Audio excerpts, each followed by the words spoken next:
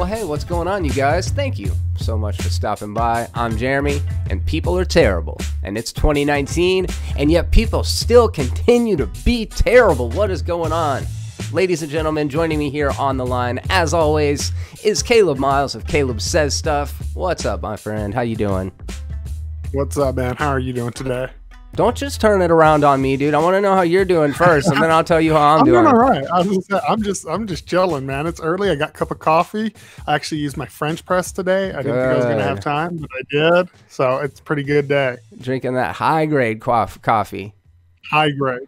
It's so funny, dude. You'll like this when you're able to check out the video. We both have the exact same position of our new Yeti microphones. I asked you before, Ooh. but you liking it pretty good? Yeah, it's a pretty good mic. It's perfect for podcasting. Like, it's not a mic I would like record music on, which I don't do anymore, but it actually has a pretty good sound. Yeah. It has a deeper sound, which I have a bassier voice anyway, so that kind of works on these type of mics. Sometimes on a normal mic, my bassier voice just sounds like tinny, which is nice that this actually picks it up. That sultry baritone voice. I got that giantism voice a little bit. So yeah. Well, hell yeah, dude. We got some fun topics to discuss with you guys today. And in fact, I think this is the first episode of People Are Terrible of 2019. I was kind of wanting to hang back for a little bit to work out some of the kinks in our technology end of things. Me just trying to get calibrated, get some good graphics and stuff going, and make it so that 2019 is consistent. That's what the whole Be Terrible brand has been lacking for years, is just like, people don't know what the fuck they're gonna get when they come. Is Caleb gonna be on camera this week? Who knows? Are we gonna actually get fucking audio through Jeremy's microphone? Chances are pretty split. We're gonna do things a little bit differently on People Are Terrible this week, and we need you guys to let us know what you think about it. Because in addition to each of us bringing our topic as well as receiving a topic that we discuss from you, we're also going to be doing a weekly Weird News rundown where we just quickly go through some of the week's more fucking weird and unusual headlines and just kind of let you guys know about the story and then give our quick thoughts about it. So we've got some of those to discuss. Then we're going to jump into the topic of the ideas of ethnically specific emojis and the ways that they're being used by different people, as well as this whole backlash about Ted Cruz referring to Rorschach as his favorite superhero, while Alexandria Ocasio-Cortez has recently quoted Rorschach on the internet, and the way that the reactions have varied depending on the source and depending on which of these sides of the political ideology you tend to land. And then for our third and final viewer submitted topic, this one is one that we're going to be able to take a big bite into, and it comes from Robert Roof, and he wants to discuss the worldwide rise of fascist policies. So Caleb and I are just kind of deconstruct what we believe fascism means and how those policies may or may not be implemented across the world. And this guy's coming from somebody who doesn't even really know where Minnesota is on a map. So just take that into consideration. Caleb, you know where Minnesota's at on a map? I'm pretty sure I could pick it up if you put a map in front of me. Off the top of my head, nothing pops in. All right. So yeah, just a little warning before we get started. But yeah, it's here for good friends and terrible conversation. So let's go ahead and jump in with the weird news rundown. Starting with this fucking weird and slightly disturbing video of a stalker licking a doorbell for 3 hours. This came from Huffington Post, and basically a security camera catches a prowling suspect licking doorbell for 3 hours. Police in Salinas, California identified the doorbell licker but haven't made an arrest. Colon cancer. Colon cancer. Nobody wants to hear about that. This is one of those weird stories that I'm like, of course it happened. I saw it, of course, like everything else. I find all this random weird shit on Twitter. And I actually thought about doing this as my topic for a while, but I didn't know how we'd do it for a full topic. But there's definitely drugs. That's the only thing, or mental illness. I'm assuming drugs. Bro, if you can lick a doorbell for 3 hours, I'm sure we could find a way to talk about it for 10. It's bizarre, man. It's tongue ring. That's what I you know. I'm like, so drugs. You think the answer is drugs? I think it would have to be your mental illness, one of the two. There's no one in their right state of mind who licks a doorbell once, let alone for 3 hours. So, you know, this was presented to me as a funny story, but there's something profoundly fucking creepy about it. It reminds me of like one of those creepypasta stories, like, or like with no context. It's like, what kind of fucking person would do that, obviously, for 3 hours? Like you said, drug abuse, mental illness. Was he doing it to get a sexual thrill? I agree with you. It's funny at first glance. It's absolutely terrifying. Like if I got home and I saw this on my camera, it would disturb me, and to know that it goes on for 3 fucking hours, dude. That's like some serial killer shit. You know, like at first it is. At first glance, it's hilarious. But then you're like, man, that's actually a disturbed individual. And someone in that mental state to me is someone who would never even be able, you're never able to tell what they are capable of when you're in that mental state. You know, whether it's drugs or mental illness. Yeah, it's fucking crazy. You know, it's like if you were like, Jeremy, I dare you to go up there and lick that doorknob. My first instinct would be like, well, that's pretty unsanitary, but hey, we're YouTubers, so I'll do anything for views. And I'd run over there and I'd lick the fucking doorbell, and then I would run away.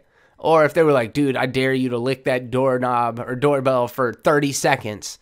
All right, man, I guess. But like 3 hours, there's got to be an element of sexual fetishization. Maybe he knows who the owners of the house was, and he like that was the closest to getting play that he was gonna get. He knows everybody touches the doorbell. Maybe the pizza delivery guy fucking had some like marinara on their thumb when they were delivering a pizza, and they pressed it, and he's like, man, I'm not gonna let fucking perfectly good marinara sauce go to waste. And he went over there like a dog licks a fucking peanut butter jar clean. But probably the dude is just a fucking sexual deviant. So I gotta ask, and then we'll move on from the story. What is the most sexually attractive part of a house? Like we're talking just regular. Is it bricks, vinyl siding, windows? What's the hottest part of a house? The same answer I will use for women: the back door. Hey, all right. See what I did there? I like it, guys. Let's hear what is the most sexiest part of a house. We're talking inanimate objects here. If you had to lick a part of a house for 3 hours, what would it be? All right, and on to the next one. I feel good about that, man. I think we had a pretty productive conversation about that. That's just such a weird story, man. Feces on tables and it's one of those ones. People are crazy. People are terrible. I guess that's the message behind all of this. People are terrible. Oh, shut up, man. I keep accidentally playing videos from these articles that I have queued up here, but we're going to go on into one of my favorite segments that I think anything that talks about news, any kind of current topical thing needs a Florida Man segment. And the Huffington Post recently reported on the 10th, which just a couple days ago, that a Florida teacher, female, unfortunately, Florida woman, accused of smearing feces in park before a child's birthday party. The substitute was reportedly angry at school principal who had rented the park. So this woman named Heather Carpenter is 42 years old, and she faces a single count of criminal mischief over $1,000 for showing up at a park where she knew that the principal was having a party for their kids. She had on like a blue mask, like a not a hazmat, but like one of those, you know, kind of protects you from paint fumes and stuff, and then blue latex gloves, and she was smearing shit all over the porous wooden tables and grills and stuff, and ended up getting caught for it. Let's see. Mike Hutchinson said he was at the park at the time, said he was shocked and appalled, and he's the one that reported it. He said, the smell hit me, and I noticed that she did it to every table. It was a mixture of urine and feces, and she had it in a big cup and was just pouring it out and wiping it in. So was it human feces, like her feces? Is that what it was? That's a good question, man. See, we're here to get to the deep answers here. Yes, I'm assuming it was her shit. That's disgusting. So first of all, I was just shocked when you sent me this because it said Florida woman, and that's all the link said. And I was like, I must have read that wrong because it's always Florida men. I didn't know Florida women are as crazy, but apparently they're equally as crazy as the men out in Florida. Oh, and I don't want to be superficial and just blast a person for the way that they look, but man, this chick looks busted as fuck. No, I'm just playing. She looks like a dude. Like when I saw the picture, I was like, oh, Florida man at it again. And she just really looks like a woman with no makeup on. But yeah, apparently she was having some sort of argument with this teacher or with the principal, and the two of their daughters were friends, and the daughter was invited to the birthday party. So what she did is a lot worse than I think what she's getting in trouble for. Because criminal mischief over $1,000, this shit is almost biological warfare, bro. That's my thing. I'm like, I think it's way too light of a punishment because there's children involved. And I'm one of those people, anytime there's children involved, I get really, really defensive over them, as I think most people do. Because she put, like you said, there could have been some serious health risk to this with the child, especially kids. They run around, touch stuff, touch their mouth. You know what I mean?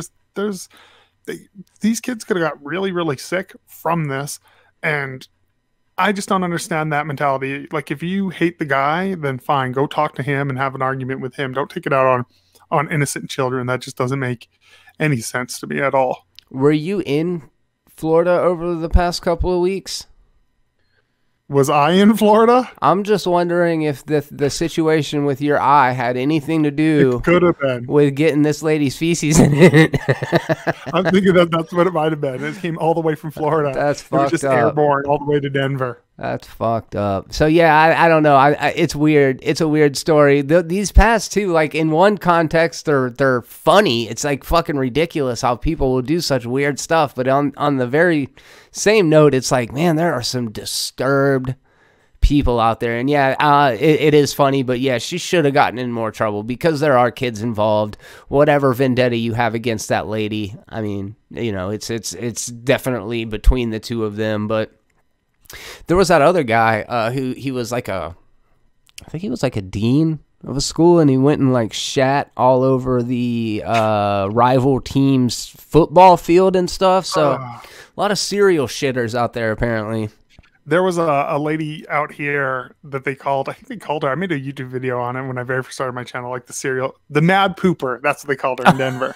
She would run every day, and then she would go by the same person's house and shit. And then she would wipe herself, throw the paper in the toilet, in the lawn in the front. And the mom, because her kids were always up playing out there, would run out and spray her with a hose. Oh, wow. And she would do it every day. And I think I don't know if they ever actually caught her or anything, but they had like footage of her and everything. This lady who like didn't look like a crazy person, like looked like a housewife, going for a morning jog, but then would stop and take a dump. Like, it almost seemed like she couldn't hold it. It was like, well, that's my bathroom right there. So it's another one of those things, man. When you gotta go, you gotta go. Yeah, I guess. I mean, I gotta go, and I don't do it. And I'm jogging down the street. Oh shit. So yeah, that's wild.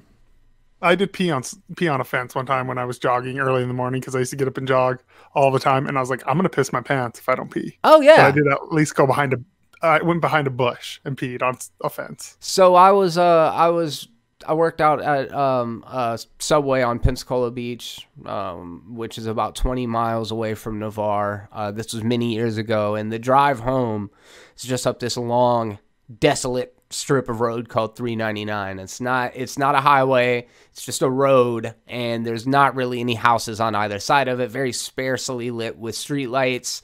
And I was driving home one night, and it was the same deal, dude. Like, I was fighting it. I'm like punching myself in the bladder, like, come on, you motherfucker. You just got to make it 10 more minutes. You'll be home. And I couldn't do it, dude. I was about to piss my pants. So I jump out of my little Nissan 240SX. I was like a little 89 fastback Nissan, just to show how old I am. I mean, it was an old car at the time, obviously.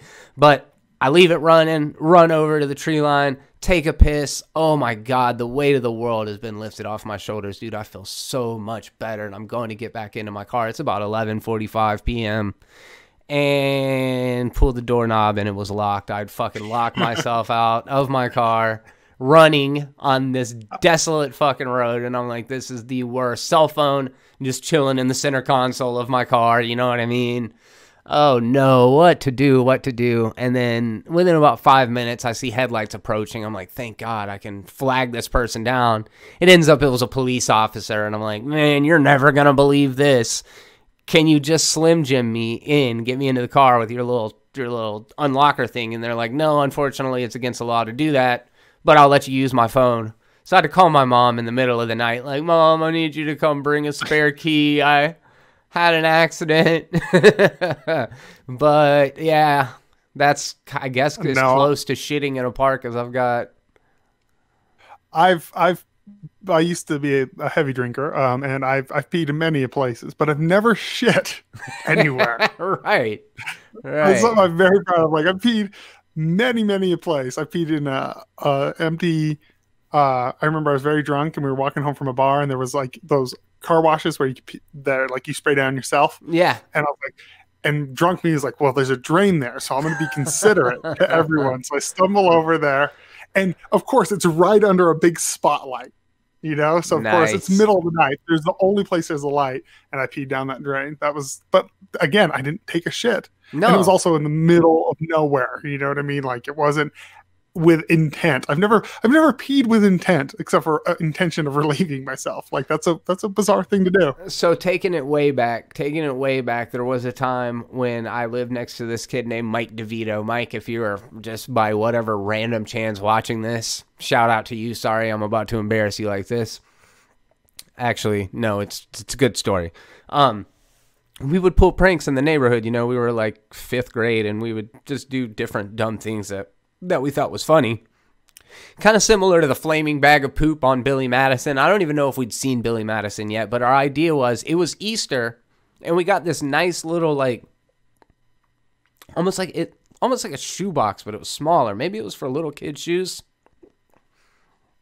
Mike shits in this box, and we took one of our nicely decorated Easter eggs, you know? Everybody in the neighborhood had dyed these nice little Easter eggs, and we dyed an Easter egg, just dropped it right on top of this poo, closed up the box, wrapped it, put a little Happy Easter label on the top of it, and left it at somebody's front doorstep. The guy didn't get to see the reaction or anything, but that's my, I guess, probably the most shitting with intent story that I have. Now, if you told me that was your story now, that you did it like yesterday, I'd judge you. Yeah. As a you're a kid, I'd be like, okay, we've all done dumb shit when we were kids, and we were like, why the hell did I do that? I've never shit with intent, ever. Man, you know, shitting with intent. You guys let us know. What was your most Melissa new law category? Yes. You should have been fired. Charged with it. It's shitting with intent. All right, guys, let's hear your most shitty stories down in the comments section, and we'll go ahead and move on to this next topic. Another one, it's kind of funny, kind of sad, depends on your outlook. Man brings raccoon carcass into McDonald's, causing it brief closure. So eyewitnesses said there was a bloody raccoon left on the table and blood on the floor below the corpse. A San Francisco man shocked employees and customers at a local McDonald's on Sunday morning when he brought a dead and bloodied raccoon into the fast food outlet and laid it on a table. As a result, the restaurant closed for 2 hours so the dining room could be sanitized. The unappetizing encounter was captured by Chris Brooks, who posted a video on Facebook.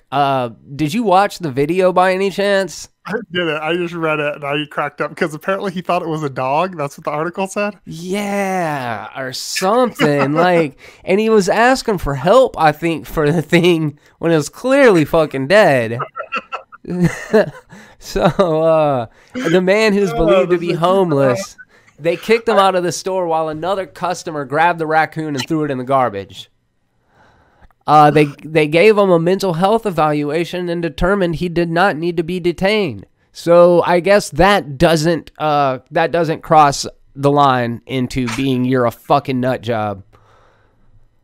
I just picture walking at home with this bloody raccoon. I need to go back and watch a video. I'm being like, someone help this dog. Someone help this dog. And it's just like, its tongue's out and blood just gushing out of it. Like, I don't know why. This story is fucking hilarious to me. This is the funniest one of the entire bunch. Just, of course, in San Francisco, there's like 1 million homeless people. So, you know, this is a homeless guy.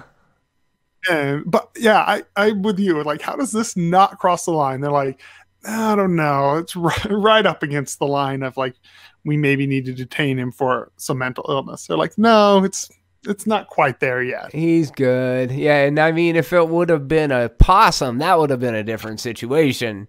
No, I don't know. I don't know where they draw that line, but they said the health concerns would be about the blood and the potential to spread bacteria or a virus. Well, no fucking shit. No fucking shit. Granted, not that all restaurants aren't filled with dead animals. They're just treated a little bit differently. I'm not a vegetarian, guys, but you get my drift. It's like, yeah, like there's food safety. I was a manager of like I mentioned earlier. I'm real proud of this. I was a manager of a Subway, you guys. I used to manage a Subway. And yeah, like, you know, we would have to deal with, you know, food safety. How long can X items stay out of the cooler? You know, how low to the ground do these things have to be stored? What do you do in the case of cross-contamination and all this stuff? And I think it's hilarious they shut the McDonald's down for 2 hours because it probably didn't take 2 hours to clean and sanitize this mess. But that is that's just bad optics. How do you bounce back from that? Like, oh, yeah, we had a dead raccoon in here earlier, but it's all good now. Would you eat at this McDonald's the same day? I mean, McDonald's are pretty fucking nasty and gross anyway, and there's a lot of homeless people at them anyway. Yeah. So, I don't know. It wouldn't bother me. Like, as long as they sanitized it, I'd eat there. Wouldn't bother me. And yeah, and you know, I am sympathetic. If it were a dead dog or something, it'd be sad, but it's still just bizarre, man. When those ads were playing a second ago, Caleb, were you able to hear the audio coming through on your end? I'm not. Okay. Then I'm gonna go ahead and just insert the video afterwards because you guys really do need to see it. Because the guy who's holding the camera is just like, bro, why would you do that? That's a dead raccoon, man. What are you doing? It is so fucking funny because it's just like, can you imagine like just a regular day at McDonald's trying to enjoy a nice family dinner at high-class, high-end McDonald's when some motherfucker comes in there and drops a raccoon on the table. And this is, I mean, dude, these are tough times for raccoons, man. Like Guardians of the Galaxy being out and everything. Like we know that raccoons have struggles. And there's some real problems. Mm-hmm. I have a funny McDonald's story from crazy. So back home, one time I was at a McDonald's. I was probably 23 years old, roughly, and I'm at this shitty ass McDonald's, and this like I'm assuming homeless lady comes in and she starts yelling at the cashier to be like, I want a burger, this, and the lady's like, well, you have to pay, and she starts like freaking out and yelling, and I'm just standing there watching that, and all of a sudden she just goes and just pukes all over the counter. Fuck no. Just like I didn't even know a human being could puke that much. It was like, you know, like it was like an Evil Dead spewing blood out the mouth. Yeah, like, no, I'm with you. Projectile. comical. Holy shit. That's wild. Like, I'm assuming again drugs or something. That's what that was. So what did you order? No, I'm just kidding. I ordered a Big Mac with extra Big Mac sauce. Let me get some of that Mac sauce. Oh shit, that's disgusting. All right, well, good stuff there. Let us know what your I don't know, what's the grossest animal you've ever seen somebody bring into a fast food restaurant deceased? It's pretty specific. We'll go ahead and move on to this. This was a big shocker to me, man. This is something that I would have never seen coming. Paris's first nude restaurant to close because of lack of customers. Apparently, people don't like the idea of mixing high-end cuisine with smelly, elderly to young to male to female to every different kind of person you can think of mixed with fine dining, and for some reason It's not quite the success that they thought it was going to be. This says just a year after opening, and this is on People magazine, just a year after opening, Paris' first nudist restaurant is closing down. The owners of Au Naturel, Mike and Stephanie, tell Daily Mail their business failed to attract enough customers to remain open. We will only remember the good times, meeting beautiful people and customers who were delighted to share exceptional moments, the 42-year-old twin said. Oh, hold the fuck on. This restaurant was opened by 42-year-old twin nudists? That just makes the story even more fucked up. All right. I didn't catch that. No. When I read the article. No, man. So, what? Okay, so the French eatery features dishes like lobster, foie de gras, and snails, and they charge $57.50 for 3 courses. So not insanely expensive, but I mean, this is a high-end restaurant eating with nude people. What do you think about this business model, dude? So first, when I read it and said it closed, when I read the headline, I was like, "Oh, that's kind of shocking," because I assumed it was like nude waiters and waitresses, right? Or whatever. And then I read it. It's no, they're fully clothed. Everyone who works at the restaurant is fully clothed. It's the customers who are naked. So I'm like, of course this is going to fail.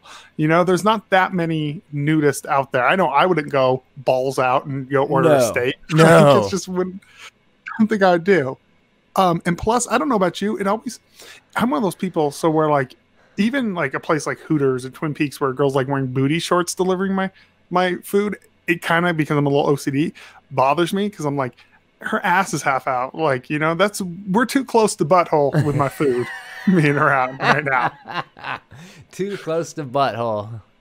Like, I think this business model was stupid as shit. So, man, okay, if it were a nude restaurant, like let's say it were Hooters or Twin Peaks with nude employees, there would be a draw to that. I mean, there are strip club restaurants and places and things like that. And reason being is because, despite the workplace equality or whatever, they're going to hire attractive people to do it for the most part. You know, if you're going into this restaurant to see 20 to 30-year-old, supermodel type girls nude serve you food, like you said, it's not the most appetizing thing in my mind, but of course there's going to be plenty of businessmen and other people who are like traveling that would go do it for the novelty or whatever. But the thing about exhibitionists and the thing about nudists and all of that is we have this romanticized idea about, oh man, wouldn't it be awesome to go to like a nude beach? So me and a bunch of my buddies, when we were in like 7th grade, there was a nude beach that we'd heard about through rumors. It was almost like El Dorado or fucking Atlantis. Like if you walk far enough down to the east, everybody's naked. It's this utopia of fucking nude beach. So we took the trek, man, and it was a while. It was a couple of fucking miles that we had to walk and get down there. And when we got there, it's extremely disheartening. It's like, it's not the 18 to 25-year-old supermodels that are chilling down there at the nude beach. It's just regular old everyday people. Can you imagine going into Walmart and everybody shopping being naked? Nobody wants that. Nobody wants that. Nudity is not that cool. It's only cool for really, really attractive people. But yeah, dude, I go into fucking Japanese restaurants, and when they ask me to take my shoes off, I get insecure. Hey, you cut out there.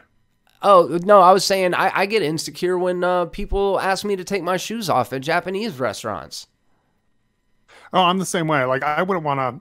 I actually have a story of a nude bar I went to in Seattle. So we go to this bar in Seattle, and downtown on the waterfront, it's some Irish thing. I don't remember what it was called, but it was pretty close to the waterfront if you're in Seattle. And it's like this little cobblestone road. And I went with a bunch of people that I worked with when I was out there on business. And we went into this bar. We're all hanging out. And one of the girls was like, no, you have to wait till after the bar closes at 1. And so we're like, all right, whatever. The bartender, this older gentleman. So before 1 o'clock comes, you see a couple of like homeless men wander in. You're like, why the hell are there homeless people wandering into this damn bar? And then the guy walks up and he bolts the doors shut. Like, oh shit, some Dust Till Dawn shit about to go down. Yeah, it was like, this is getting weird.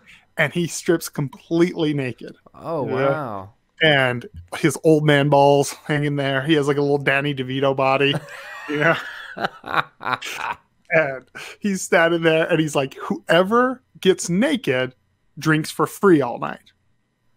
So the homeless man, that's why they came in. Oh, no. So they stripped completely fucking naked, and instantly, like they were across the bar and I could smell musty balls. That's what all right. Yeah, that's what I was thinking. Like, yeah, no, that ball sweat smell is not good. Nah.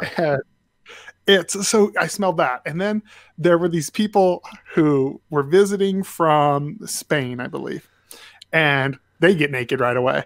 And one of them walks up to the guy at work and like puts his arm around him and puts his leg up like in a Captain Morgan pose and is like, oh, I love America. It's so fun here. With his fucking nuts hanging there. Then the other girl who's working with us, she gets naked and like grabs the old bartender dick and like shakes it. Oh, wow. Wow. This is full contact. Yeah, no, this was like some weird shit. And there was me and one of this other girl, I won't call her out, but she's actually still a good friend of mine. We were like, we need to get the hell out of here. Like, we're like, this is uncomfortable. And I'm one of those people, it takes a lot for me to get uncomfortable. I'm like, but this is getting weird. Yeah. Yeah. And so I go to the door and I try to open it. He's like, no, you can't leave. I was like, I'm going to either pull off the fucking deadbolt with my bare hands or you're going to open the door. I'm going to rip your fucking dick off. Yeah, I was like, I'm gonna rip the door open. Like, I'm a big guy. I'll pull the goddamn door open. And they let us out. But it was a very awkward, uncomfortable experience, especially when you see like people that you work with all of a sudden stripping down. It's very weird. I'm like, I just met you and now I have to work with you and I don't really want to see you naked. And I don't want to come off as like a prudish person. I think nudity is very natural. Nobody should be ashamed of their naked body and things like that, but it is a sanitary thing. And it's like when I said that about being uncomfortable about taking my shoes off, it's like the smell of my socks or my feet just feel amplified in a public setting. Like, it's not like I got funk ass feet or something like that, but I get a little self-conscious about it. So you got to think it's 1 o'clock in the morning when all this shit's going down. These people have been out and about doing their thing for fucking hours at this point in the day. And just by virtue of being a person, you're accumulating gross. So yeah, this is no shock to me. I did think maybe there would be a more niche group of people that were into the exhibitionist elements of it. However, I don't know in a Venn diagram how much crossover there is between foodies, wealthy foodies, and exhibitionists. I'm sure there's a couple, but there's a couple. Yeah. All right, guys. Well, that's kind of our thoughts about all of those headlines. Would you go eat at a naked restaurant? I'm pretty sure there are still other ones out there. Is the idea something that you would enjoy maybe for novelty purposes? Is it something that would, that you'd be into? I don't know. Get you going? Let us know what your thoughts are down in the comments section. And we're going to move on to this week's topics. I want to start mine off because it's just dumb. And I do want to preface this by saying this isn't something I'm offended about. It's just something that I've observed within the last couple of years. And this could turn into a much broader conversation, and that's fine if it needs to go there. But you guys know me, you know my heart. It's not. It's more just a question, and that is back in the day, emojis were all represented by that default yellow skin complexion. I didn't ever associate it with a skin complexion. I wasn't like, whoa, emoji thumbs aren't yellow. Like, what the fuck? I need an emoji finger to represent the white man. But, within a couple months, now we've got different shades to represent different nationalities. You've got your really white dude, white pasty guy, which is me. I'm the one right past the yellow thumb, all the way down to like the fucking Daniel Kaluuya fucking thumb at the very end there, and everything in between. And it's cool, and I have no problem with people expressing themselves or representing themselves and shit like that. But I do find that it's okay for my black friends to send me a black thumbs up emoji. I don't think they would probably have a problem with me sending them a white thumbs up emoji. But if I send them like the fist, like the little, like the fist, and it's white, then all of a sudden that shit becomes problematic. You know what I'm saying? Or if it's the black fist, it's empowering. So like, where is this something you've ever thought about? Have you spent 1 ounce of your brain energy considering this, or am I just fucking trivial? No, I've never really thought about it. I've thought about it in the context of like people getting offended, like saying it's I don't know if you've heard the term digital blackface. Like if you send a GIF with a black person and you're white, you shouldn't do that now. Like that's the only time I've ever thought of it. You're sounding very Republican right now. Just say, no. I mean, I'm kind of with you. Like I do think representation is important. I do think representation does matter. But I also think there's the reverse of that coin where you know my stance. I'm not very into breaking down people into categories. I like individuals. I like blanks. Like to me, emojis, the color yellow came from, they were yellow smiley faces. And then they turned into a little more lifelike faces. And then they turned into, you know, so like that's where the yellow came from for me. And I never thought of it as I never looked at a smiley face and thought, well, this doesn't represent me. Right. Right. It's like not white enough, right. Or it's not black enough to represent my wife. Like that's something that a non-issue. And it's funny, me and my wife have started sending each other the ones, like she'll send me a black emoji of herself, I'll send her a white emoji, like within the last week as like a stupid joke, you know, because we think it's funny. Because she's always just sent me like if it's a girl dancing, it's a girl dancing. She's like, I don't give a shit. It's a yellow girl dancing. Like send it. Yeah. But I don't know. I think it's weird.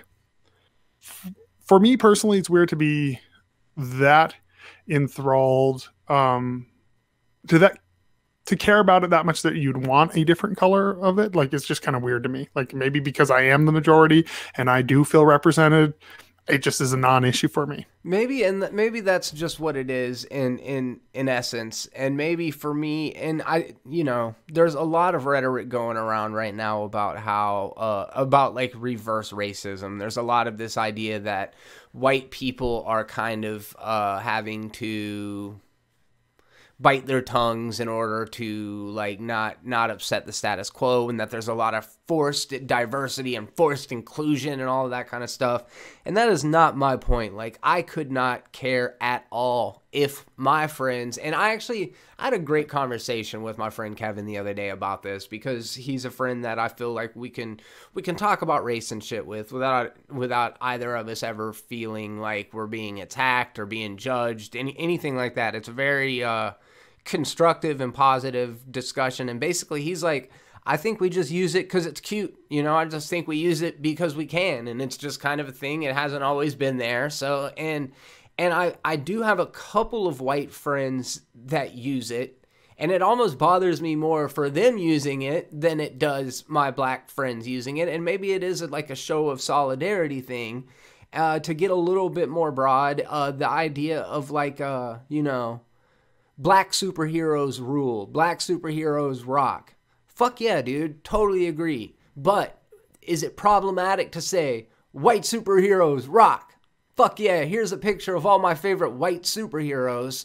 And so, like, is it just that all things aren't equal? So for a little while, we're going to have to put up with things that wouldn't necessarily be okay for our group because we've been a shitty group for so long? I think that's very much what people are intending to do, is like, we're going to have to put up with it. And I always say, fuck that. You know, I came over here way after slavery, so fuck off. Yeah, people did. I didn't do that shit. Yeah. Like, and even if my family did it, it wasn't me. I think this whole sins of the father thing is utter bullshit. I would never want, I always use this example because I use it in my life. Like, I would never want my wife or my kids or some of my best friends back home, most of my friends back home and the women I'm married to are black. I would never want them to be judged as individuals for what the collective of their group has done now or in times past. Of course. But I also don't want me to be judged for that either. I'm a very much an individualist, and that's what kind of bothers me when people say, you know, like, and I know this wasn't the route you were going, but like, bite your tongue, or white people can't do that. I'm like, fuck off. I'm gonna say what I ever want. If you want to call me racist, the best response to when somebody calls you racist, if you're not racist, go, I'm not racist, period. Or go, you're an idiot because you're making a claim with no evidence to back up. I mean, I've been called racist before, whatever, I don't care.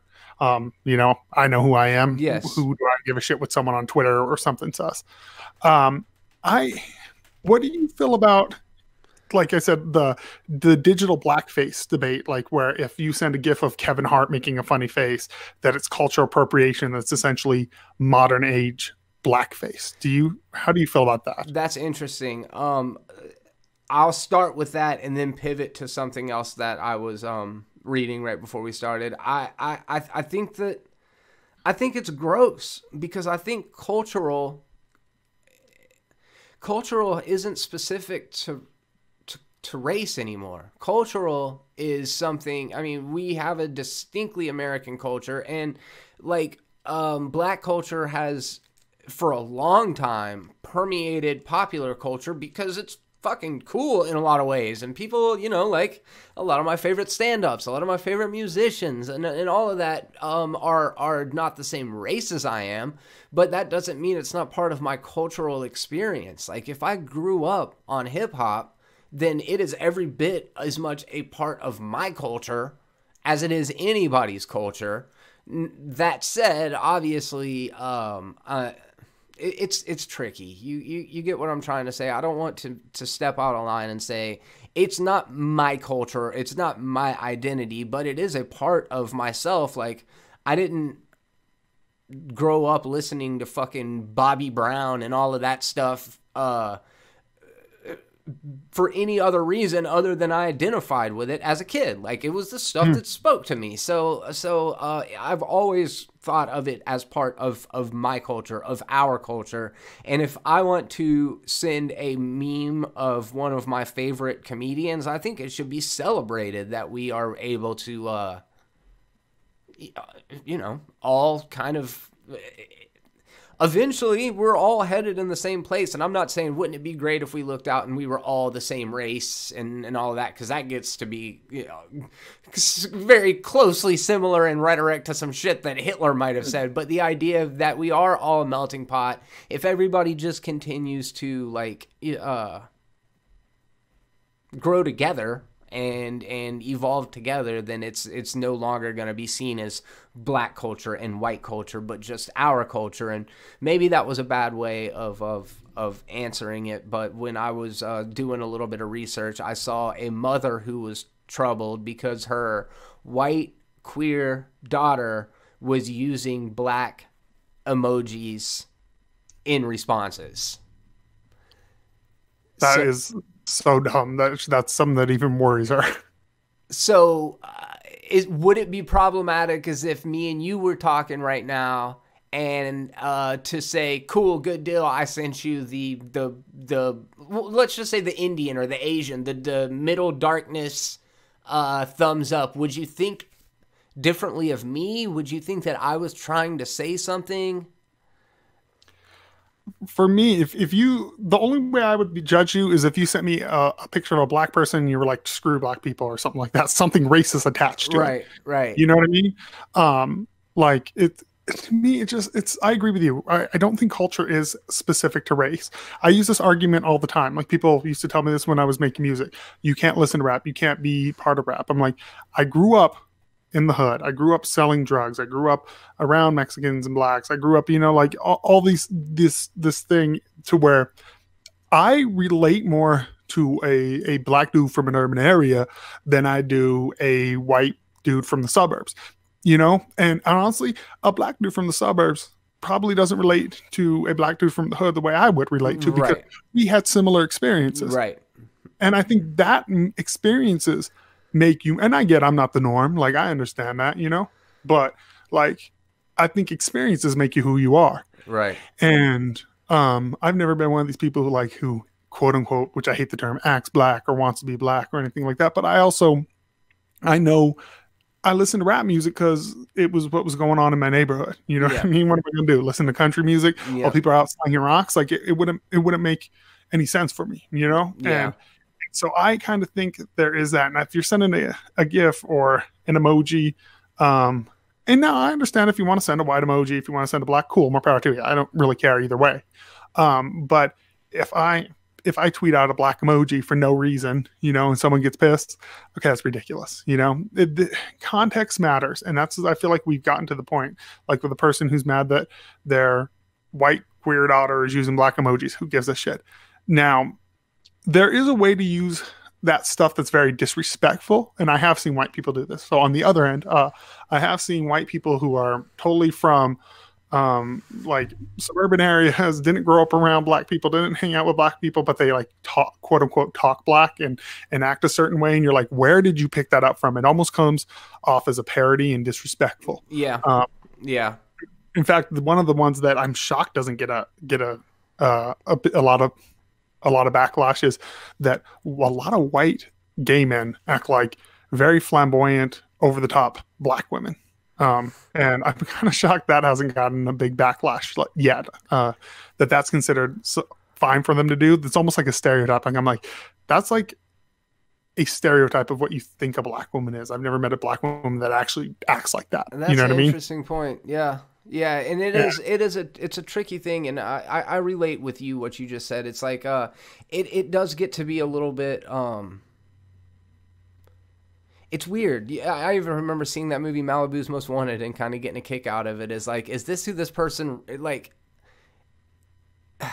we're a product of our environment. We're also a product of,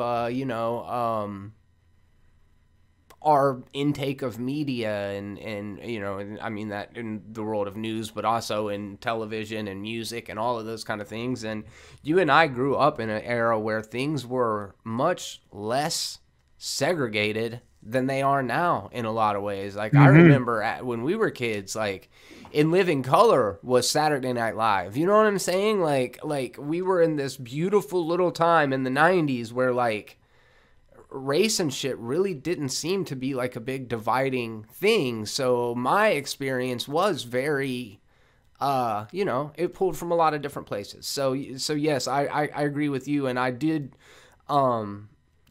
run around with similar people. Now, obviously, I do have many white friends from the suburbs as well, but it definitely, everything molds who we are as people. And I guess my question is would you think of me differently if I were to all of a sudden switch over and start using the white thumbs up and the white smiley faces and the white, just any of those different emojis? Would it change the way that you viewed me? No, not at all. For me, it wouldn't change me if you use the white one, black one, whatever. I feel like people, I agree with what you said. We're much more segregated now than when we grew up.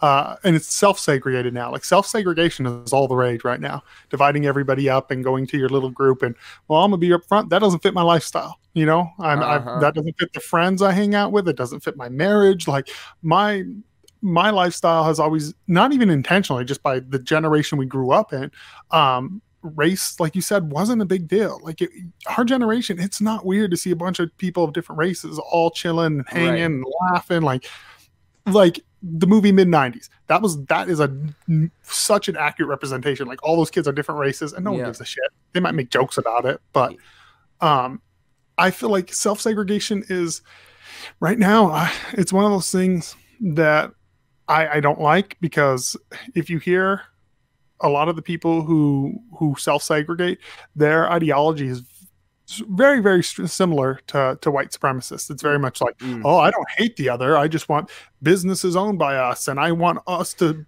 raise our people, and I don't really want mixing. I'm like, I've heard that shit from white supremacists, just so you know, like literally the same exact thing. Yeah. And I think, unfortunately, we're in a weird place where we concentrate on race more than the person themselves. And I just think, for me, that's such a small factor of getting to know someone as their race. Like, I have now, like, as an adult, I have friends who grew up very wealthy. I have friends who grew up very poor. I have black friends, white friends, Asian friends, Mexican friends. I don't give a shit. Are you a cool person? And I feel like we need to, like, I keep going back to this. The individual is what matters at the end of the day. And I feel like that is something we've kind of lost. Yeah. Guys, I would like to open this part of the conversation up to you. Hopefully I was able to articulate myself in a way that didn't come off weird or offensive. I'd actually just kind of like to hear what your thoughts are about the difference between different races being able to have different levels of pride or feel the, you know, use that as a part of their identity versus people who, you know, I would love to hear your thoughts on it. Does this idea of different nationality and colors of emojis affect you? Is it something that you've considered? If it's okay on one hand, is it okay on the other? Let's just kind of open up that dialogue and discuss. And now that we've got that out of the way, let's go ahead and move on to your topic, Caleb. You got a doozy for us this week. Yeah, this is something. So I saw people fawning over Alexandria Ocasio-Cortez tweeting out a Watchmen quote from Rorschach. From Rorschach in the movie. I believe in the comic, I should know, I've read the book like 5 times easy. I believe in the comic it's issued by a third party about Rorschach, if I remember where he's fighting the thing, but correct me if I'm wrong. But I saw people fawning over her, and I read an article from CBR, comicbookresource.com, pretty fitting topic for it. So I'll kind of read it really quickly. It was written by Albert Ching on, oh no, sorry, that's wrong. It was written by Brian Cronin on January 11th, 2019. It said Congresswoman Ocasio-Cortez quotes Watchmen in response to critics. So I'll actually read it for a little bit. Congresswoman Alexandria Ocasio-Cortez is no stranger to people online trying to rein her in, and she has become a deft handler of her critics on Twitter. And on Friday, she quoted Alan Moore and Dave Gibbons' Watchmen to fight back against her latest criticisms. Early Friday morning, an article on Politico suggested that House Democrat caucus was exasperated with Congresswoman Alexandria Ocasio-Cortez, the newest representative of New York's 14th district. This led to a response on Twitter from Latino Victory Fund president Cristobal J. Alex, where he noted, "Let me try to save folks sometimes. You cannot rein in Latinas. They rein you in. Hashtag Year of Latina. The future is Latina." Congresswoman Ocasio-Cortez retweeted Alex's comments and added, to quote Alan Moore, "None of you understand. I'm not locked up in here with you, and you're locked up in here with me." Which is a great quote. It's a fucking badass quote. It's such a good. And it just pretty much goes on. I'm not going to read the whole article, but it pretty much just goes on. It shows a little bit of the thing and saying how, you know, people love her because she's quick to fight back on social media, and how she really just goes after her critics, and how pretty much it's a pretty fawning article of her. And so, first of all, I don't care if Ocasio-Cortez likes Watchmen, hates Watchmen, loves Watchmen. I don't care if any politician does, personally. I think this is emblematic of something that's wrong with modern politics, which I'll get to later. But I realize for a lot of people, politics began with the election of Trump. Politics for me did not begin with the election of Trump. I've been following politics for my entire adult life. And so because of that, I was like, wait, I remember them talking about Ted Cruz saying Rorschach was one of his favorite superheroes. And so I Googled it right away. I was like, I believe Ted Cruz said it, because I remember like watching the news and him getting like slandered for this, being like, hey, you know, he quoted Rorschach. Rorschach's a conservative, right-wing mass murderer. He's not a superhero. And literally, if you just search Ted Cruz, Rorschach, you'll find article after article. Polygon wrote one like, he's not a hero. This shows how Ted Cruz could never be president because of this, because Rorschach wouldn't make a good president. So all these same things. So I pulled up the exact article by CBR.com. So same website, so we could get parody as much as possible. This was written by Albert Ching. So different author in July 27, 2015. So it says, Ted Cruz criticized for naming Watchmen character as one of his favorite superheroes. This is actually, on their defense, one of the nicer articles I heard about Ted Cruz. Republican presidential candidate and U.S. Senator Ted Cruz is a sci-fi and comic book fan, something highlighted in an interview published last week with the New York Times Magazine. Yet his specific taste and protagonist has generated some criticism. After MSNBC made note of Cruz's 5 favorite superheroes listed in the timepiece in order: Spider-Man, Wolverine, Batman, Iron Man, Rorschach from Alan Moore and Dave Gibbons' Watchmen. The first 4 are nothing surprising. 4 of the very highest profile superheroes in pop culture, but Rorschach sticks out for not only being slightly more esoteric choice, but also being a questionable example of a superhero. In Watchmen, Rorschach is a brutal killer with definite mental issues, acting on the force of good against evil, taken to the extreme degrees, widely interpreted as a satire of right-wing ideals. Quickly, many, including that MSNBC piece and multiple observers on Twitter, made note of Rorschach being a cautious, if not alarming, choice for presidential candidate to name as one of his favorite superheroes. Ted Cruz's favorite superheroes: 1, Carnage; 2, Venom; 3, Rorschach; 4, Bane; 5, Hitler, someone said on Twitter. So that's funny. I'm all about Twitter jokes. Yeah. But there's just a ton of these, Ted Cruz really missed the point of Watchmen. Rorschach is a satire of sociopath, violent, right-wing superheroes. I'm like, and it was funny because that was the thing I thought about Ocasio-Cortez. I was like, she missed the point because she quoted the conservative, Yeah. I thought that was funny right away. But essentially it goes on to saying, here's... okay, let me see. Here wrote, this is about another person who wrote in it, this same article. Here wrote, in the examination of Moore and Gibbons' work as a whole of Rorschach's actions, the final story act, despite Moore's intent, Rorschach becomes not figure of satire, but the moral center of the book, and ironically reaffirms ideals of a superhero. Yet towards the conclusion of his statements, here commented, mind you, in real life, Rorschach would be a terrible president and would lead to a world disaster, as would Ted Cruz. So this is, you kind of get the gist of what sure. My thing is, and this is something I hear me all the time on here, and I try, as someone who definitely leans right, I try to be aware of this. I actually defended Ocasio-Cortez over something pretty recently, as did every other conservative, but I defended her pretty recently over something because I'm a firm believer of you stick to your ideals, not your team sports, your team sports mentality. And I definitely did see a vast difference in the way this was covered between one person quoting a character and another listing it as their favorite character. I don't know what your thoughts on it are. So it's something that I wasn't really even familiar with ahead of time, but I think it's fascinating because actually it's going to tie pretty nicely into the viewer listener topic that we decided to go with. First of all, to back things up to my thing about the emojis, good luck reeling in a Latina. Latinos are blank. Hashtag Latino power, basically, right? I mean, isn't that kind of what the whole thing was?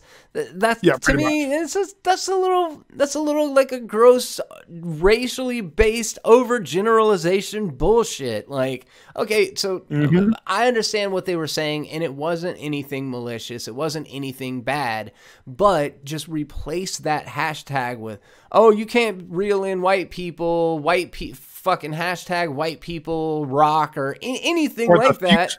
The exact thing they said, the future is Latin or whatever. Yeah, the future is white people. That's a fucking problem. But so anyways, that's the kind of things I'm talking about. Maybe I'm too progressive because, again, all things aren't equal. Maybe in 30 years that we can all actually treat each other like equals because right now we're paying for the sins of our fathers kind of thing. Anyways, moving a little bit forward from that. The dancing controversy about AOC was manufactured. There was some fucking dude that came out and was like, look at this commie bitch dancing, having a good time. That's the person you want in Congress. And then a million outlets picked it up and were like, the Republicans, the GOP are mad because she used to be young and have fun. And it's like, no, that didn't really happen. You guys manufactured this whole thing, and it is making her more of a a sensation on Twitter. It's all of these things are really helping to build the notoriety that she gets. I like her. I like a lot of her policies. I like, from what I've seen from her, I like the way she handles herself on social media. I do believe that she very much plays into, she knows that she has become something of a celebrity and isn't fully embracing that. I thought her quote was cute. Like, I got what she was saying with it. I didn't think it was so much about Rorschach or so much about what he represents, more than just like both of us said. That's a badass quote. Rorschach is kind of a symbol of fascism in a lot of ways. And we'll talk a little bit more about what our each individual beliefs about fascism are. But this is something that Frank Miller did with Batman, is similar to what Alan Moore did with Rorschach back in the 80s. It was a different time, and basically it says to turn your hero into a fascist in 3 easy steps. First, you have to establish that the governing forces are inept when it comes to dealing with criminals. 2, you have to represent the average person as dangerous or weak and thus dependent on absolute governance. And then 3, create villains whose actions have no motive beyond the desire to sow evil. So black and white, good and bad. That's the whole thing of the Rorschach reflected through his black and white mask. He does not see things in shades of gray. Everything is absolute with Rorschach. Ted Cruz, I think, similar to what Cortez did, is find something that fanboys and fangirls like. Watchmen is one of the most critically revered graphic novels of all time. So if somebody says, Jeremy, who's your favorite superhero? And I say Spider-Man. Well, that's kind of boring because everybody fucking knows Spider-Man. But if I say Rorschach, then all of a sudden I get a little bit of credibility. Like, people are like, oh, this dude actually fucking knows comic books. That's one of the best works of comic books of all time or whatever, right? So I think Ted Cruz genuinely made a misstep and didn't think that they were going to psychoanalyze every single thing about this character. What I read that was fascinating is when you say you like Spider-Man, what Spider-Man are you talking about? He has gone through so many different incarnations, so many different writers have handled his mythos. He's been around for generations. When you talk about Batman, which run? You know what I mean? Whose Batman are we talking about? Are we talking about Frank Miller's? Are we talking about Jim Lee's? Whose Batman are we talking about? When we talk about Superman, same kind of deal. The thing is, Rorschach has one creator. There was one intention for that character. He has a very specific narrative focus. He doesn't exist in this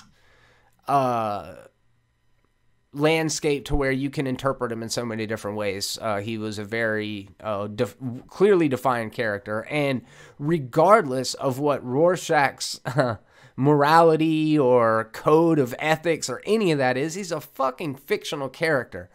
My question is yeah, okay, so some people reacted this way about Ted Cruz when he said it, and some people reacted this way when she made the comparison and said it in a positive light. But back to that Venn diagram, is there one person that said this? Is there one person that said both of those things, or is it just some schlub said this about this person and some schlubs said this about this person? Because then I think we're kind of creating a false equivalency to where it doesn't really have much correlation, right? Yeah, I would say that. But if you do pull up, just search Ocasio-Cortez, Rorschach, and then search Ted Cruz, you'll see a vast difference in what the narrative was between those. 100%. You know, there's a vast difference. And my thing is, at the end of the day, this is something that actually bothers me in general. So I feel like right now we are concentrated on personalities rather than we're concentrated on personalities rather than politics. Oh, good Lord. That's right. You know, and I mean, Trump's emblematic of that. To me, Ocasio-Cortez is to me, like, we started seeing this trend. I would argue that Obama was more of a personality. He didn't have a ton of political thing. It was one of my things, political experiences that I didn't really like about Obama. Some criticism I weighed against him. And then a lot of conservatives did. Then they turned around and they elected Trump. Yeah. Who doesn't know much and lies through his teeth and and you know, is a personality. And the left goes, okay, we're going to turn around and we're going to find someone who even knows less than Trump and lies even more than Trump and is more of a personality. And I feel like that's emblematic. I feel like we've turned it into the social media cool kid contest, you know, like who's more popular. The fact that Ocasio-Cortez said in that interview with Anderson Cooper that, you know, facts don't matter should alarm people both on the left and the right. Just as much as when Trump goes up there and lies, it should alarm people on both the left and the right. You know, as someone who, for me personally, literally, I know she can't run, but let's say in a hypothetical world, she ran against Trump next election, I would go campaign for Trump. Like she's that person for me, you know? So what is it about her in particular that you don't agree with? And I would only be talking out of my ass. I really don't know much about her. I mean, is there something politically that you don't agree with? Her entire ideology. So, first of all, I disagree on a 70% tax rate, even if it is on the top percent. It doesn't make sense when you add up her math of what she wants to do. It wouldn't even cover a drop in the bucket of what she wants to do. I disagree with the fact of identity politics, that it matters more about your race and your gender than it does about your job experience. She is very emblematic of this new wave of quote unquote progressive, I say regressive left, where it's more about your identity than it is about your opinions as a person. And a lot of the stuff she says just doesn't make sense. Like she'll say stuff and you're like, well, that's just incorrect. And when Anderson Cooper, I got to give him credit, called her on it. Did you see the interview with him by chance? No, I did not. So he goes, hey, you've been criticized about, and I'm paraphrasing. Yeah. She's like, you've been criticized about, you know, essentially not getting your facts straight and kind of twisting the truth. And she's like, well, you know, there's those people who are concerned with facts and statistics, and I'm concerned with what's right and not with facts. God. And he even goes, well, and Anderson Cooper is not a right-wing guy, you know? He even goes, well, you know, facts kind of do matter. And she goes, oh yeah, they matter, but not as much as, and she just glosses over it. And to me, she is definitely the least qualified person we've ever thrown into the office, you know? She was about a bartender before, and the way she talks, I know she has an education, but the way she talks about the government doesn't sound like she understands the government very well. I just disagree with her ideology on literally any subject she's mentioned. I'm on the other side of. That's fair, and I need to inform myself more about her before I do have a perspective on her one way or the other. I haven't particularly resonated with her because I do believe that she feels more like one of these, she's the things I criticize Trump for. It's like, get the fuck off Twitter, dude. Go make some shit happen. Go fucking do something. But that's just from a very, very casual outside perspective. I will do my due diligence and go and try to kind of get an idea about where I stand on her. But I think it's ridiculous that we would key in on Ted Cruz listing Rorschach as his favorite, one of his favorite characters. It's the same kind of thing of like, if you ask me who my favorite characters on Game of Thrones were, I would probably throw Cersei Lannister into the mix. Not because I think that her ideology and her way of life is good, but because she's a well-written fucking character. So what are you asking me? Are you asking me who I think has the best morals? Or are you asking me who my favorite character is? Because those are not the same things. That's another false equivalency. And so, yeah, I think it's interesting. There was a definite media spin going on there, manipulation of a narrative, and you know, a lot of it happens now on social media, but I think I think that's an interesting thing to look into. I'm curious what your guys' thoughts are on that. Basically, what do you think about this specific conversation about Rorschach? And also, what are your kind of beliefs about this, the potential of the new generation of government living their life out loud so much and so candidly on social media? Is it a good thing? Is it a bad thing for politics? Are all politicians going to be keeping this kind of online presence in the future? Or is it something that they need to reel in? We would love to talk to you guys about that. And now we're going to move into our viewer submitted topic of the week. I think this is a great conversation, and it's one that Caleb and I are kind of just approaching. I don't want to say blind, but without a whole lot of time ahead to research this. But Robert Roof says for a topic we should discuss the worldwide rise of fascist policies. So before we can even get into that, we're going to discuss, first of all, Wikipedia definition of fascism is a form of radical authoritarian utilitarianism characterized by dictatorial power, forcible suppression of opposition, and strong regimentation of society and of the economy, which came into prominence in the earliest 20th century Europe. Very, very broad definition. When you hear the word fascism, what do you think? Well, I have a definition that I just pulled up definition as well. I agree with that one right there. This is from dictionary.cambridge.org. It says a political system based on a very powerful leader, state control of social and economic life and economic an extreme pride in country or race with no expression of political disagreement allowed. So I think there are aspects of both of these that are apply to a little bit of both sides of the party. For me, fascism at the end of the day is centralizing government and making sure that opposition is not allowed to even speak their piece.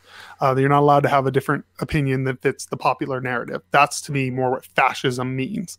And if you look at off the top of my head, who the really first regime, I believe it was Italy. Mussolini might have been the first fascist regime. Yes, yeah. And he, was centralized government, stamping people out. It's a very, then you look at other regimes, Nazis, National Socialism. Socialism is actually socialism and communism are one of the big factors in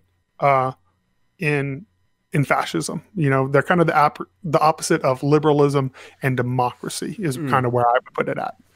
Yeah, I think that's a very good way of summing it up. It's consolidation of power to few, but then also like this strong sense of nationalism and this strong sense of pride of your nation and so what I see, I guess in my experience, 9/11 kind of caused a ripple effect across the country. I was doing a little bit of reading about the wall, which is something we were going to discuss. And prior to 9/11, there were 7 countries that were divided by physical borders. Now there are 77 countries that are divided by physical borders. A lot of times in any sort of propaganda and any sort of campaign, you've always got to identify the enemy, the other, the person that we're going against, the bad guy. In the 80s, it was communism. In the aughts and even now, it's terrorism or we're keeping the borders secure from terrorists and from cartel members and gang members and America first and all of this kind of stuff. I do think that there's quite a bit of that going on. But what's interesting is fascism ultimately relies on the fact that everybody is behind it and that there's not a place for discourse. And America, in my mind, seems to be pretty divided, and I think you and I would probably fall on opposite ends of the spectrum as to what the actual fascism is. Mm-hmm. So to you, what is the what element of American culture, politics, policy is fascist? For me, it's the stamping out and the closing of conversation is the most terrifying. For me, I feel nationalism is thrown around as this big boogeyman in the window. This thing that people are afraid of. They go nationalism because of Nazism is the easiest way to do that. Yeah, nationalism wasn't really the scary part. It was the socialism and the government control. Nationalism just means, I actually pulled up a definition. Identification with one's own nation and support of its interest, especially to the exclusion or detriment of interest of other nations. So that's what nationalism is. Right. Was Hitler a nationalist? Absolutely. Is Trump a nationalist? Absolutely. Was Gandhi a nationalist? Absolutely. Was Nelson Mandela nationalist, absolutely. That's essentially just putting your country first. Nationalism means, and so it's been twisted to mean the same thing as fascism, which it isn't. So that doesn't bother me, putting your nation first. I think every strong political leader would put their nation first, for better or for worse. That just kind of makes sense. You put your own home first before you put other people first. The stamping out of discourse is what really bothers me more than anything. And I do see that on the right, but I will tell you, as someone who's very critical of Trump and very critical of the right wing, I'm allowed to have those opinions and still go talk to someone who is right wing or pro-Trumper. I do it all the time. I'm so far off the top of my head, I've never had a conversation with a pro-Trumper where we argued that didn't end in a handshake. I have had conversations with I don't want to say liberal, because to me leftism is the antithesis of liberalism. I've never had a conversation with a leftist that I have had, but I've had a bunch of conversations that ended with very hostile. And it's this groupthink mentality where it's like, you can't say that joke, you can't talk about that subject, you can't even utter those words. It's thought policing. To me, thought policing is the most dangerous thing, specifically because thought is more important than anything. Thought is the beacon of freedom that we have. That is what makes America America, is disagreements. Doing what you and me do. I would never want to have you and me disagree on subjects, but I would never, ever, ever want to live in a world where there isn't someone to balance my opinion. There isn't someone to challenge my ideas. And I do see a lot of that coming from the left more. It is coming from the right. I think Trump has some emblematic things that, in my opinion, are very not conservative, where he does want to stamp out the other political ideology. So I agree with that there. But I would say that's, to me, is the biggest beacon of the most terrifying aspect, is stomping out political thought. See, I don't know where. No, I think that's what's interesting about it, is you can approach it from, multiple different and equally valid different perspectives of. There is that element of, and we see it especially amplified on Twitter, on social media, where it does seem to be that there are forces at play. I don't know if it's just individuals that are all of a sudden given a platform because of the access that everybody has to each other, but to where there is a lot of us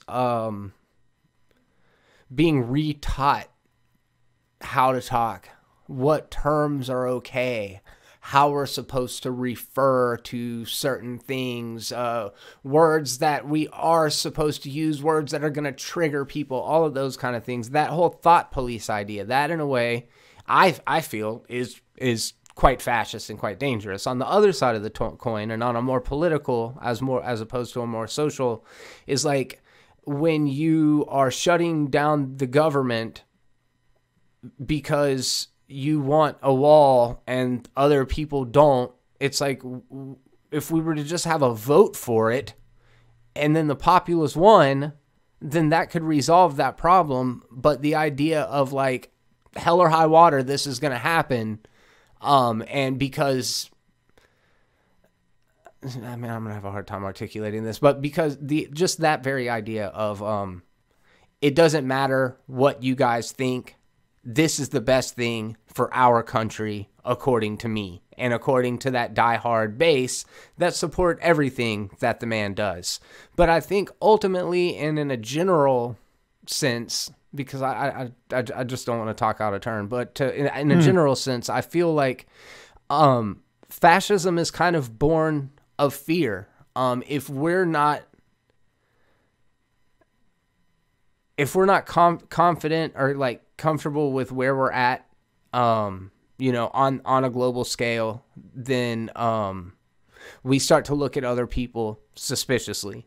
And once we start to look at other people suspiciously, we start to kind of build ourselves up. And this is not a apples to apples comparison, but remember, there was a real fear that the Jews were costing opportunities to the Germans back in World War. And it kind of was, okay, they're taking our jobs, they're taking our wealth, our economy is suffering because of the other entity. We're in America now. Things could be better. Our economy could be stronger, but the Mexicans, the illegal immigrants, they're coming over, they're taking our jobs, which, guys, I shouldn't have to say it over and over. I understand illegal immigration is a big fucking problem. I don't want to create the, you know, picture that I think that it's okay, because it's not. But my point is, once we start using fear to make our decisions, that's when fascism starts to rear its ugly head. And everything about fascism isn't necessarily a bad thing, but I am a globalist or a humanitarian, where I don't think that the value of life is any less valuable across some imaginary bullshit border. Where I really agree with you and where I can't help but identify is on this microcosm of, like, my home. I will protect my home with everything, and everything else does could potentially, like, I'd put me and my wife before my neighbors, but I hate to think on a bigger level that I would put me and my fellow Americans over Mexicans or over Canadians or over something like that, because the world, it's a big place, and I don't know, it's a complicated issue, but I don't know that fascism is overtaking the world, but I do think that there is a great fear of the other that has been stirred up due to a bunch of terror attacks over the past couple decades. I think there's definitely a fear of the other, and you see it even with our own company, our own country. Even if we don't take it outside, there's a fear of, on the left, there's a fear of conservatives. On the right, there's a fear of leftists. Yes. You know, and I feel like there's even that element. As far as, like, a wall's concerned, we weren't really getting into it, but I'll kind of get into it. Yeah, please. I'm a firm believer of, we do need to protect our borders. I don't really think a wall will do much, if I'm being completely honest. As far as shutting down the government, it doesn't really bother me. I mean, it cracks me up, and I hate whataboutism, but no one had a problem with it when Obama shut down the government on the left, you know, for Obamacare, which half the country didn't want. And well, just to devil's advocate, I'm sure the motherfuckers that were sitting there not getting paid were very concerned about it. Like these 800,000 people that right now their money's being affected by it. Yeah. Granted, the narrative is probably different, but just to be fair, I'm sure people were probably real upset about it when they weren't getting paid. I'm a firm believer. So also, too, I'm one of those people scaling back. Plus, essential jobs are still going. What they say, it's going to be like a 7-day back pay. Yeah, That's what they're dealing with. Like, it sucks. Don't get me wrong. A week without pay sucks. You know, but from what I read, that's what I think they said. It's going to be like 7 days without pay, and then they're going to get back pay on their next check. Yes. So it's being drummed up. But I actually don't. I think one of my big problems with both the left and the right now is the refusal to talk together. If my dumbass can come up with a proposal that but honestly, I don't think anyone would go for it. So here's my kind of what we need to do with immigration. We need to streamline it and make it easier for the people who want to get here legally to get here. 100%. As someone who's married to an immigrant, it's hard as shit to get through here. It's a little bit ridiculous in bureaucratic red tape. Yes. 2, once we get that approved, we need to enforce it. At that point, if you wanted to put a wall up, whatever. That's fine.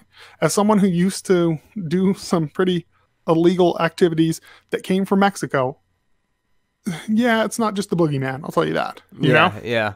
Mm-hmm. Like, there really is. If you grow up in some of these border states, as someone who's been on the other side of it and seen some pretty horrible things, and granted, I was involved with it too, so I'm not just putting the blame on the other. You know? Right.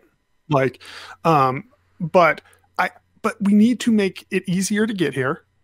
So let's streamline that, and then let's enforce it to make sure we're getting people who are coming in legally with good intentions. Because I'm a firm believer of, I think one of the things that makes our country great is the fact that we take in people from the rest of the world. Yes. And that, you know, we get these different cultures again together. That's where the right bothers me, is I feel like with let's say my proposal, which is bare bones, obviously, but let's say I don't think mine would really get support from the left or the right. You know, especially if I was like, okay, hey, what? I'll get the left. If the left came back and was like, hey, I'll give you a wall, but we're streamlining this, we're cutting this, we're making this, we need to get it enforced. The left doesn't really want that either. They don't want any border. The right doesn't want that either. They don't. A lot of people on the right, I actually think the vast majority of people on the right are just more concerned with legal versus illegal immigration. But there are those people on the right who are very much concerned with immigration, period. They don't want you here in their country, which is wrong on a moral level, and something I am 100% against. But I just feel like right now, if there could be this coming back and forth and talking, which is what democracy is, which is the opposite of fascism, we could actually come to agreement. You look at what Clinton did with welfare reform. You know, that's a very right-wing policy that he was like, hey, I'll give you this, you give me this. We went to the drawing table and we got something accomplished. And I feel like those days of politics died about halfway through maybe Bush Jr.'s presidency. Yeah. That was the point where they were like, the Democrats like, we're no longer supporting you. And then the next term with Obama, they were like, you know what, we're no longer supporting you. And now it's spilled over to Trump. And if we keep doing this, government shutdowns at this point are going to be, you're going to see them at least every presidency, but maybe twice or three times per presidency at this point. Whenever they pass a budget, this is going to be our new reality, unless we figure out people with less fascist authoritarian ideology on both sides of the aisle. Yeah, well said. Well said. Yeah, guys, thank you so much for the contributions to this week's show. I feel pretty good about it. Caleb, you think we did all right this time, huh? I think it was pretty good, especially after being rusty. Season 2, episode 1 wasn't too bad. Yes, sir. No doubt. No doubt. I think the news segment went over pretty well, but we would love to hear from you guys about all of this. Leave us some suggestions and some topics you would like to hear us discuss. If you don't agree, fantastic. Let's talk about it. This is open dialogue. We encourage it 100%. I always feel like we should give a disclaimer just so everybody understands, because sometimes I think the fact that we have nuance might fuck people's heads up. I don't think either Caleb or I are what you would consider traditional conservative, liberal, Republican, Democrat. Both of us have wives from different countries. Caleb is in a multiracial or biracial relationship. I have, friends of all different walks of life. We are not just strictly a couple white dudes talking about a bunch of stuff that we're not invested in and things like that. And I know we have said it on shows before, but I do think it bears repeating that just don't make assumptions about people. There's more to everybody than what you might, the first little impression that you might get from people. So yeah, I did want to say that. And again, I do want to say thank you guys so much for coming by. We are going to be continuing to upload content throughout this entire year, so you guys look forward to that. The best way you can be sure that you're going to be notified every time a new video drops is by subscribing and then clicking that little bell to enable notifications. If you do want us to feel good about it, leave us a little thumbs up. It really helps my self-esteem. And share. It's the best way to help us get the word out. And until next time, and on behalf of me and Caleb, be terrible.